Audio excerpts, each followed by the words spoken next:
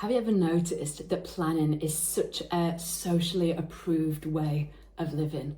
But sometimes the more we plan, the more fear creeps in. For the last few months and years really, I have been slowing down how I live, what I think I should have to do, and actually connecting with what feels good, taking the leaps of faith, trusting my intuition, listening to my inner guidance rather than that voice that's fueled by fear, which, let's face it, fear is just coming from what's happened in the past and allowing that to project our future. But when you intercept that, wow, everything can feel so different and exciting. If you're new to my channel, my name is Melanie and I love to share meditations, Kundalini meditations, and also I just started doing these videos as well just to share some insights from my travels and just life in general. So I'll be sharing my insights on living from intuition, slowing down a little bit so you can hear that quiet voice. So if this sounds like a bit of you, then definitely stick around. If I'm being honest, I think I've always been aware of that fine line between planning for the future, knowing that I'm going to be okay, probably like financially and in business, but then also that feeling of an opportunity comes and grabbing it, or the feeling of what does my heart want, what does my soul want, not what I feel like I should have by my age or by my circumstances. And when I started to learn about fear and the ego mind, I did recognise that the external world does fuel the fear mind, and there can be a lot of encouragement into planning. What's your social media plan? What's your business plan? What's your plan for the person you're with? And with this, what can happen is the ego can just step into, I need to get this sorted, and then life can get started. But of course, as we know, life just never gets started if we continue with that kind of attitude. And life is the now, life is right now, life is what's happening to us in this moment, in this day.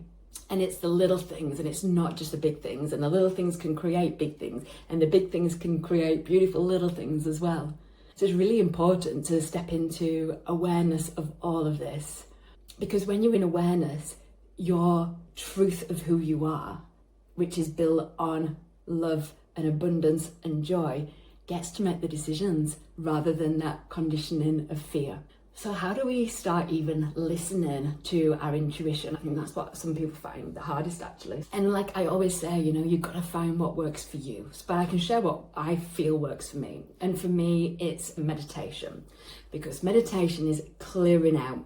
So my teachers always told me, and I'll use American words because they were American, but they said that meditation is like clearing out the trash, the garbage. So we can either look in the trash and investigate it. We can say, why do I feel like this? What's my upbringing? What's all the problems I've had throughout my life that's creating this? Or we can tie a knot in it, get it out of the trash can and throw it out. And that's what meditation does. And that's my experience with it. You might think actually breath work and mantras. So like that's why I choose Kundalini yoga as my preference, because it's the meditation, the mantra, the breath, and then the movement that really clears the unwanted energy, the patterns that aren't really serving me, the thoughts and the beliefs that I never really probably wanted in the first place, but they were just given to me. So that works for me. And when you've cleared out the rubbish, you've cleared out the thoughts that aren't good, then it just quietens down the mind. And when you have a quieter mind, you can hear that soft intuition, that soft inner guidance that's always there, but we have to begin to notice, and that's awareness and mindfulness. Whatever works for you, no right or wrong. I'm just letting you know what works for me. But it's also then, the next step is then to learn to trust that quiet voice. Because it's almost like it's counterintuitive in a way, because conditioning has told us you need more of this, you don't have that. So the intuition is opposite to that. The intuition is saying there's enough, there's plenty. You can live in joy, you can live in peace, you can live in the moment, you can notice the little things, the smell of your coffee, the warmth on the hands around the cup. You can notice those. You don't have to have the big things to give you identity, to give you purpose, to give you value and worth in this world. You are valuable and worthy to be in this world, regardless of what you've ever done in your life. No matter how many friends you've got, no matter what you've done in business or what success you might have experienced, you are just as worthy of being in this world and taking up space as anyone else. And don't let anyone tell you otherwise. I'm passionate about that one. So from my personal experience, I remember when I first started in business, I was definitely go, go, go. But honestly, like that worked for who I was then. I loved that. And then I started to read more about business, and then I started to understand I need to read more about personal development, because I started to help and guide other people in business as well. And I was turning over like hundreds of thousands of sales a month, and I was helping other people to do that as well. And so I decided to really put myself into personal development books. And the more I read, the more I started hearing all the same things, if I'm being totally honest. And one of the main things that kept coming through was meditate, that's the answer. And so, you know, when you hear something enough times, you're like, okay, yeah, maybe I actually need to do something about that. I might actually need to meditate rather than just buying another book. So that's what became my, like I said, my shining light through this. But then again, I had to start to learn to trust that voice. And that came from meditation and awareness, and also knowledge on how my mind worked, knowledge that I had this conscious mind, this subconscious, and then this superconscious is connected, that's on here, rather than this plane, which is the earth plane, is what we live on. There's also this plane which links you up to source energy, and then we can go on this plane, which is the diagonal energy, and that's where we make shifts and changes, and that's where we sort of quantum leap onto other timelines. That's another story, that's for another time. But what I realized the more I learned about my mind and how it worked was that I could start conditioning my mind with belief systems that were beneficial to me. So I then became excited to implement in my mind beliefs that I could do less and create more. I could enjoy myself and have a beautiful life and not have it to be hard. And honestly, I guess that is still ongoing, because some of those beliefs are so imprinted on you, and they can be imprinted in the cellular structure and also the space between the cells and the energy. And there's obviously, like I said, external conditioning continuously going on. So it's just always like a work in progress. But it excites me to do that. So you could even think for you, what are belief systems that would really benefit you, that you don't currently have, but you'd really actually like? Because why not make that part of your practice, is to condition yourself. And one thing you can do is like set an alarm every hour, or whenever you can, as many times as you can throughout the day, and just remind yourself of that belief system. So you're consciously reminding yourself, so then it'll go into your subconscious mind. So one of the things that I struggled with business was that I thought I had to be where I was. I thought I had to stay in the UK.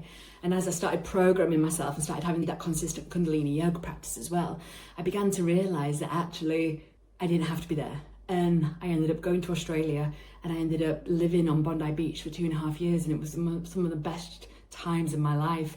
It was in 2019 to 2022, so it was an unusual time, but I felt so guided. And that for me is why I get committed to my practice, because I feel like I make better decisions, I have better opportunities. And this year, out of the blue, my friend said, do you want to come and dog sit? She lives in a beautiful home right on the beach in Sydney, and, you know, free accommodation for a month whilst looking after the most cutest dog called Roxy.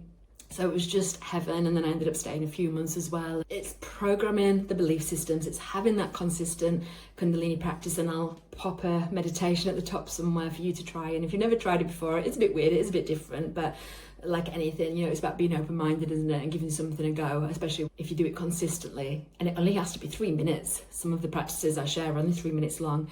And you'll notice results. And if you don't, come after me in the comment section. I don't mind.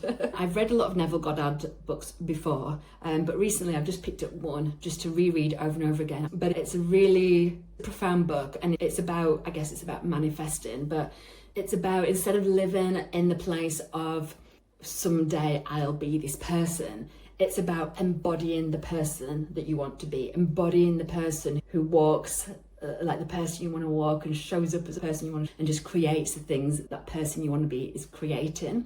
So again, it's coming from that place of life is now, and life is just a series of now, and that's it, rather than projecting in the future. And when we project in the future, we're constantly, so for example, we're putting ourselves here, and we're putting the thing that we want there, and no matter how far we move, that will just keep moving at the same pace, and we'll never get closer to it.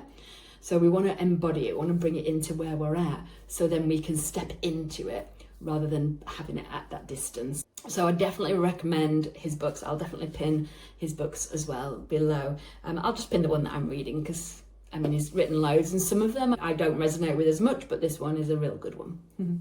So I guess the question I'd love to leave you with is, are you planning to plan? Is there something that you know you really want to do and experience? And actually, if you're being observant, you'd realise that you keep putting it in the future. You keep putting other things in the way. Because one of my favourite questions to ask people who I'm coaching, and it does end up going more like life coaching in terms of things that they want to create. And I say, well, is there any reason why you can't be doing that right now? And then another question is, what needs to happen that enables you to be able to do that right now? What do we need to do? What shifts do we need to make? And just asking yourself these questions, you might not have the answers, but it starts opening up a conversation in the mind, or you can even start chatting to the other people or the coach that you work with. And it opens up that little crack in a window that then can project to a massive opening. And that's when we're having opportunities come our way and we notice them and we grab them rather than overthinking them. So here's my invitation for you this week. Try at least one Kundalini yoga meditation. Just try it. If you do, pick one and stick to it. Not for 40 days, for 60 days, for 90 days. If you need help with any of that, reach out. Feel free to comment below, and like and subscribe is always helpful. My other invitation to you is asking yourself those questions that I mentioned. And if there's something that you could do right now, you could book that ticket, you could contact that person, you could ask for that opportunity, then I'm encouraging you to listen to your heart, your soul, and go for it. Just go for it. I hope to see you again next week. Have a wonderful rest of your day. See if you can slow down and just enjoy. Cheers.